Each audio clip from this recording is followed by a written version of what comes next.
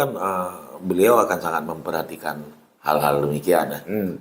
Beliau memperhatikan sama seperti kita memperhatikan orang kan akan memperhatikan kita juga begitu. Saya rasa Mualim dalam hal ini macam Barat Selatan kan juga potensi-potensi yang untuk yang dikembangkan juga cukup banyak.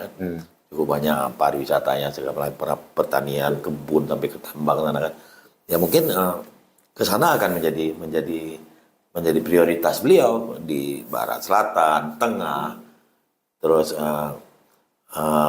Pasai, Pasai Timur Tama, apalagi di perbatasan. Mualim juga kan punya program-program khusus di perbatasan sama dengan Pak Armia mau mengembangkan kawasan perbatasan untuk menjadi tempat wisata yang bagus. Itu kebetulan Mualim menang ke sana juga. Tentu Pak Armia, cita-cita Pak Armia itu connect dengan harapan Mualim dia menang ke sana, tentu perhatian ke sana. Nah ini kan